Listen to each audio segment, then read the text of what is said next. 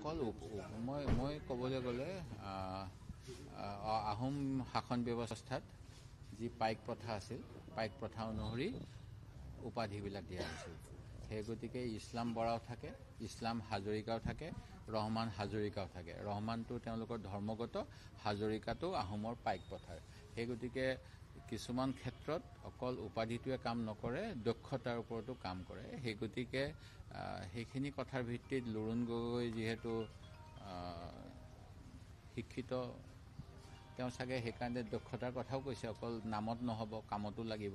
সেই গতিকে তেনেকুৱা কথা কৈছে। আৰু অকল গগৈয়ে নহয়, বৰাৰো কাম আছে। হাজৰিকাজন হ'ল 1000ৰ ওপৰত, বৰা হ'ল বোধকৰো 20জনৰ ওপৰত, শইকীয়া হ'ল 100জনৰ ওপৰত, আৰু কিজানি সেনাপতিবিলাকক গগৈ কৈছিলে। সেই গতিকে সেনাপতি হ'বলৈ হ'লে আহোম ব্যৱস্থাততো প্ৰমোশ্যন দিছিলে। সেই গতিকে বৰাও গগৈ হ'ব পাৰে। সেই গতিকে অকল গগৈয়ে গগৈ হ'ব বুলি কথাটো যিটো কৈছে নহ'ব পাৰে।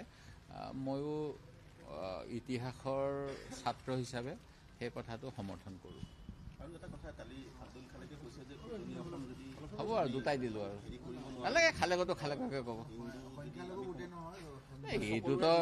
এইটোতো আৰু চবেই জানে, কাৰণ মুখ্যমন্ত্ৰী মহোদয়ে হেঁচি ঠেলি সংখ্যালঘুসকলক 22টা চিটত ভৰাই থ'লে। আগতে তেওঁলোকৰ 40টাত ইনফ্লুৱেঞ্চ আছিলে। সেই গতিকেতো এইটো যিকোনো ৰাজনীতিৰ অসমবাসী তথা ডিমৰীয়াবাসীৰ বাবে এক সুখবৰ। ডিমৰীয়াৰ তেতেলীয়াস্থিত প্ৰভিন্স কলেজত আৰম্ভ হৈছে 2025-26 বৰ্ষৰ BA প্ৰথম বৰ্ষৰ নামভৰ্তি প্ৰক্ৰিয়া। উপলব্ধ সুবিধাসমূহ লাইব্ৰেৰী, কম্পিউটাৰ লেব, ডিজিটেল ক্লাছৰুম, উপযুক্ত হোষ্টেলৰ ব্যৱস্থা, কেণ্টিনৰ ব্যৱস্থা ইত্যাদি।